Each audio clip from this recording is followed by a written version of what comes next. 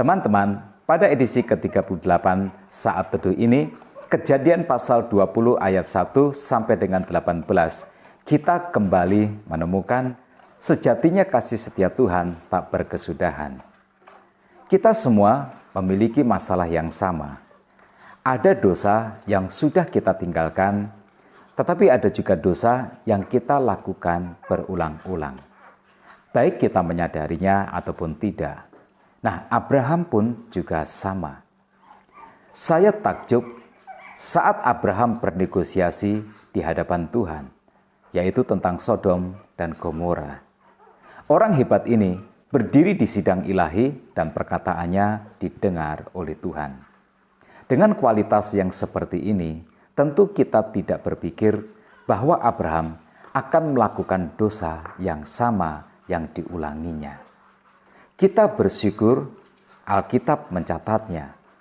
Ini penting untuk membangun perspektif iman kita. Andai kita merespon saudara seiman kita seperti kita merespon Abraham, alangkah indahnya.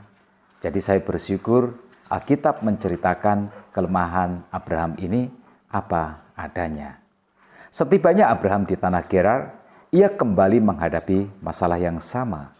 Dia merasa terancam, ya, karena Sarah istrinya masihlah cantik di usianya yang ke-90. Situasi di zaman itu, jika seorang raja menginginkan seorang wanita dan ternyata wanita itu sudah bersuami, suaminya itu akan segera tinggal nama. Jadi Abraham meminta kepada Sarah agar mereka saling mengaku saja sebagai saudara. Maka peristiwa di Mesir kembali terulang. Raja Abimelek jatuh cinta dan mengambil Sarah menjadi istrinya. Sarah memang memiliki pesona yang membuat pria tua seperti tersihir oleh kecantikannya. Jadi Abraham kembali mengulangi dosanya. Dosa yang fatal, dosa yang egois.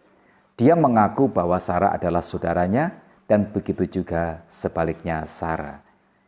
Mungkin ada yang mengatakan tindakan Abraham ini pengecut, cintanya tidak sehidup semati. Tetapi puji kepada Tuhan, Tuhan mengintervensi keadaan. Dalam ayat yang ketiga sampai dengan ketujuh diceritakan, tetapi pada waktu malam Allah datang kepada Abimelek dalam suatu mimpi, serta berfirman kepadanya, engkau harus mati, oleh karena perempuan yang telah kau ambil itu, sebab dia sudah bersuami.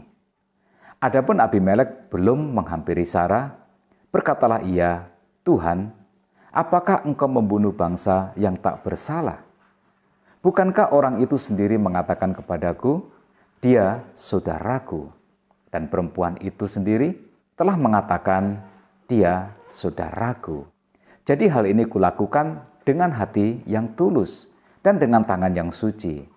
Lalu berfirmanlah Allah kepadanya dalam mimpi, aku juga tahu bahwa engkau telah melakukan hal itu dengan hati yang tulus, maka aku pun telah mencegah engkau untuk berbuat dosa terhadap aku. Sebab itu, aku tidak membiarkan engkau menjamah dia. Jadi sekarang, kembalikanlah istri orang itu, sebab dia seorang nabi. Ia akan berdoa untuk engkau, maka engkau tetap hidup. Jika engkau tidak mengembalikan dia, ketahuilah, engkau pastilah mati, engkau dan semua orang yang bersama-sama dengan engkau. Ya, Tuhan membuat sebuah intervensi. Dia mencegah Abimelek. Tuhan bertindak untuk melindungi perjanjiannya dengan Abraham tentang keturunan. Bahwa anak Abraham dari Sarahlah yang akan menjadi bangsa-bangsa. Nah, yang menarik adalah di ayat yang ke-7 itu pula, untuk pertama kalinya Tuhan mengumumkan bahwa Abraham adalah seorang nabi. Tuhan tidak hanya melindungi Sarah, tetapi juga Abraham. Sungguh luar biasa Tuhan, bahwa kasih setianya tidak berkesudahan. Walau Abraham memiliki kelemahan, tetapi Tuhan tidak pernah meninggalkannya. Abraham tetaplah bapa orang beriman, dan bahkan Tuhan menetapkannya sebagai nabi yang dilakukan Tuhan di tengah-tengah kegagalan Abraham mempertahankan iman. Pertanyaannya sekarang adalah, mengapa Tuhan menampakkan diri kepada Abimelek dan bukan kepada Abraham? Mengapa Tuhan tidak menghentikan tindakan bodoh Abraham, tetapi mencegah Abimelek? Mungkin jawabannya adalah Tuhan kadang membiarkan kita gagal untuk mengajar bahwa memikul sendiri beban masalah dan mencari sendiri solusi akan berakhir dengan kegagalan. Manusia seharusnya bergantung penuh kepada Tuhan. Pelajaran apakah yang bisa kita petik dari peristiwa ini? Yang pertama, kita semua rentan terhadap dosa. Kita semua memiliki kelemahan, kita perlu bergantung kepada Tuhan. Jangan pikul sendiri masalahmu, karena jalan keluarmu nanti justru akan menjerumuskanmu ke dalam masalah yang lebih besar lagi. Yang kedua, kita perlu belajar dewasa dalam perspektif iman. Tak ada manusia sempurna, bahkan Bapak orang beriman pun tidak. Nabi pun juga tidak. Jangan heboh dengan kelemahan saudara seiman.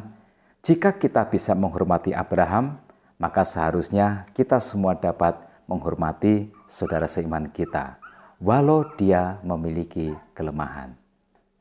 Maukah Anda mengingat ini baik-baik? Pengumuman Tuhan bahwa Abraham adalah seorang nabi terjadi di tengah-tengah kegagalan iman Abraham.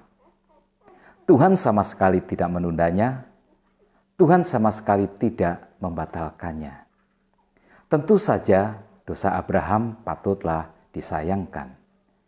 Jika kita ingin tahu mengapa Tuhan tidak mensyaratkan kesempurnaan, karena Tuhan tidak ingin bekerja sendirian.